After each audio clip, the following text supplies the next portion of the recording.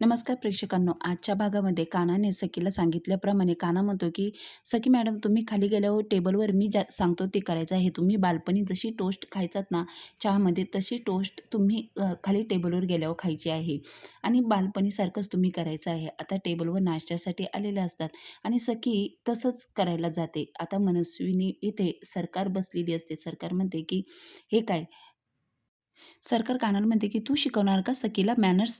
आता काना म्हणतो, की "सखी मॅडम, तुम्हाला काही मॅनर्स आहे की नाही? असं काय तुम्ही टोस्ट खात आहात?" पण सखी प्लेटमध्ये ती टोस्ट टाकते आणि त्यावर चहा ओतते. मनस्वी म्हणते, "खरंच अजून बालपणीची तुझी कुस्करून खाण्याची सवय अजून गेली नाही. त्यामध्ये टोस्ट टाकायची आणि त्यावरतून चहा ओतायचा. ही तू सखीची बालपणीची सवय आहे." तेव्हा मात्र येथे सरकार म्हणते, की हो, होती तिची बालपणीची सवय, पण मला त्या गोष्टीचा खूप राग यायचा. त्यामध्ये वेळ जायचो, अभ्यासात वेळ निघून जायचा. तेव्हा मात्र कान्हा म्हणतो, की "हो, पण खरंच तेजस्विनी कामत, तुम्ही खरं बोललात. कारण की सखीच्या बालपणीच्या ज्या सवयी आहेत त्या तुम्हाला माहिती आहे." पण मग सखी म्हणते, की तेव्हा मात्र कानामध्ये बोलायला जातो, "खरंच सखी मॅडम, तुम्हाला काही कळत नाही का? असं कोणी टोस्ट खातं का?" तेव्हा मात्र सखी म्हणते, की "सरकार, तुम्हाला मी टोस्ट कशी खाते ते तुम्हाला माहिती नाही आणि आता मात्र तुम्ही लगेच टोस्ट अशी खायला लागले, तेव्हा तुम्ही ह्या बोलल्या, त्यामुळे तुम्ही बोलायला लागलात." आता मात्र मनस्विनी तेव्हा मात्र तेजस्विनी म्हणते, की "खरंच तुला सखीबद्दल असं काय माहिती आहे एवढं?" मात्र आता सखी म्हणते, की "सरकार, तुम्ही नका काळजी करू." मग येथे सरकार म्हणते, "मला या गोष्टींमध्ये वेळ घालायला आवडत नाही. कारण की राघवनी जे स्वप्न पाहिले होते, ते मला पूर्ण करायचे आहे. मला एकच कुटुंब बघून चालणार नाही. मला हजारो कुटुंब बघायचे आहे. कंपनीत जायचं आहे. अजिबात टाईम वेस्ट करायचा नाही. कान्हा चल, लवकर आवरलं असेल ना, तर पटकन ऑफिसमध्ये निघायचं आहे."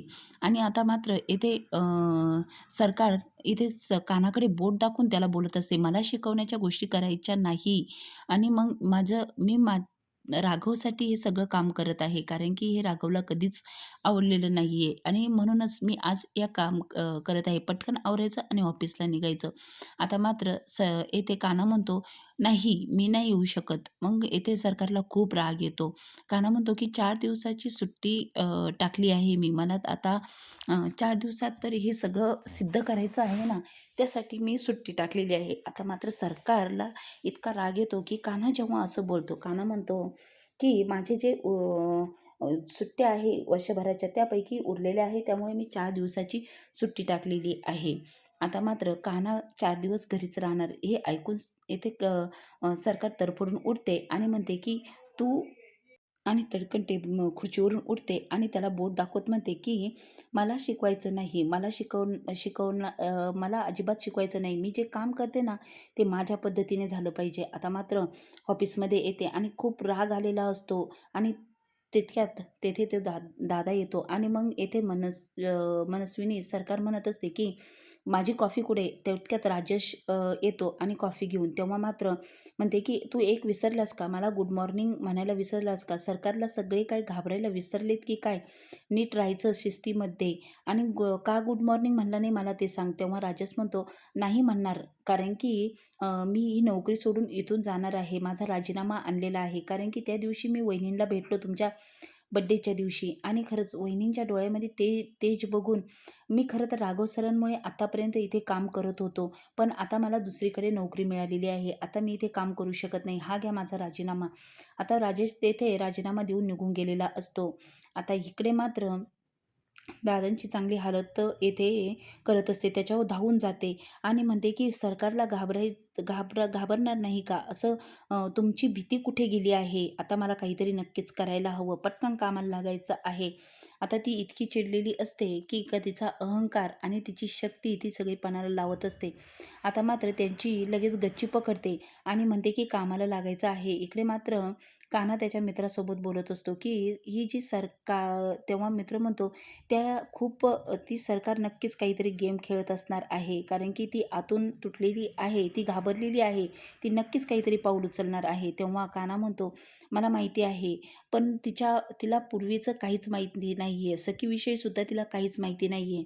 आता मात्र कानाचा मित्र सांगत असतो की आपल्याला गाफील राहायला नको आहे. आपल्याला आणखीन सावध व्हायला हवं आहे. ती आतून खूप सावध झालेली आहे. ती एक-एक पाऊल आहे ना, ती खूप विचार करून टाकणार आहे. कारण की तिला आता समजलेलं आहे की हे हे सगळं आपल्याकडून काढून घेऊ राहिलेले आहे. इकडे मात्र सखी आरशापुढे उभी राहून एकटीच विचार करत असते. तोंड धुते. तितक्यात आता तेजस्विनी तेथे येते आणि म्हणते की तुझी आरशापुढे बोलायची, आरशापुढे उभं राहून बोलायची, विचार करायची सवय अजून गेलेली नाही सखी.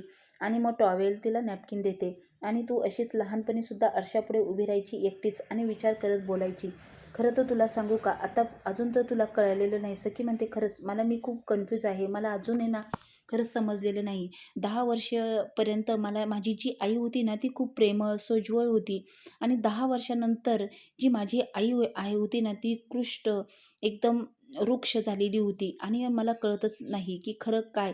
पण मी तिला माझ्या प्रेमासाठी, माझ्या प्रेमाने मन जिंकण्याचा खूप प्रयत्न केला. एकदा तरी ती मला मानेल की मुलगी आणि मी तिला आई म्हणून हाक मारेल यासाठी मी खूप प्रयत्न करत आले.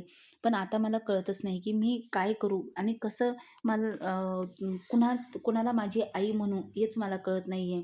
माझं कोडच मला उलगडत नाही आहे. तेव्हा मात्र सखी सगळं काही तेजस्विनीला सांगत असते. तिच्या मनातल्या गोष्टी तिच्या शी शेअर करत असते. तेव्हा आता मी कोणता निर्णय घेऊ आणि काय करू हे मला कळत नाही आहे आता. तेव्हा मात्र ज्यावेळेस तेजस्विनी म्हणते की ज्यावेळी माणसाला काही कळत नाही ना, त्यावेळेस त्यांनी विचार करावा, प्रश्न विचारावा. आता सखी तू आम्हा दोघींनाही प्रश्न विचारू शकते. माझी एक ना एक गोष्ट सगळी काही लक्षात आहे. पूर्वीचं मी जे केलेलं आहे, मला झाडे लावायची आवड, तुझ्या बाबांना डायरी लिहिण्याची आवड होती. ती प्रत्येक ना प्रत्येक गोष्ट डायरीमध्ये लिहायची. माझी एक ना एक गोष्ट माझ्या लक्षात आहे. तू आमच्या दोघींना प्रश्न विचारू शकते आणि त्या प्रश्नातूनच तुला खरं उत्तर सापडेल. आणि मग मला माहिती आहे मनस्विनी ह्या सगळ्या प्रश्नांची उत्तरे नाही देऊ शकत. आता मात्र ह्या दोघीजणी जे बोलत असतात ते मनस्विनी गपचूप ऐकत असते. आणि मग आता तेजस्विनीने सखीला सांगितलेलं असतं की तू आमच्या दोघींची परीक्षा घेऊ शकते, आमच्या दोघींना प्रश्न विचारू शकते. जे माहीत आहे ते मी नक्कीच खरं सांगेल. कारण की माझ्या आठवणी इतक्या 12 वर्षे मी ज्या अंधाऱ्या खोलीत राहिले ना, त्या सगळ्या तुमच्या आठवणींचा उजाळा देतच मी खरंच आतापर्यंत जगले आहे. आणि त्या आठवणीमध्येच मी हा घे फोटो. आता इथे तेजस्विनीने सखीला फोटो दिलेला असतो तिच्या बाबांचा आणि तेजस्विनी आणि तिची सखी. आता मात्र इकडे रूममध्ये मनस्विनी येते. सरकार म्हणते की आता मात्र म्हणजे राघवला डायरी लिहिण्याची सवय होती. आता मात्र मला ती डायरीच वाचू शकते. ती डायरी मला शोधावं लागेल राघवची कुठे आहे. मगच मला सगळ्या प्रश्नांची उत्तरे मिळतील. आणि मग आता मनस्विनी ती डायरी शोधण्याच्या धुंदीत असते. आता एकाचा कॉल येतो.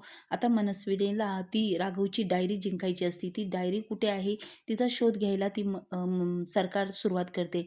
आता मात्र आणि पुढील भागामध्ये सखी दोघींनाही म्हणते की मी ज्या प्रश्न विचारेल त्या प्रश्नाचं उत्तर जो खरं देईल ना, तीच खरी माझी आई असणार आहे. आता मात्र सखी दोघींची परीक्षा घेणार असते आणि एक चिठ्ठी लिहिते आणि त्या चिठ्ठीत असं दोघींनाही सांगते की या चिठ्ठीमध्ये तुम्ही दोघींनी लिहायचं आहे बाबाची जी अवस्था झाली होती ना, ती कुणामुळे आणि कशी झाली. जो या प्रश्नाचं उत्तर या चिठ्ठीमध्ये लिहून खरं देईल ना, तीच माझी खरी आई असणार आहे. आता नेमकी मनस्विनी आणि तेजस्विनी यांच्यात आता कसोटी लागलेली आहे.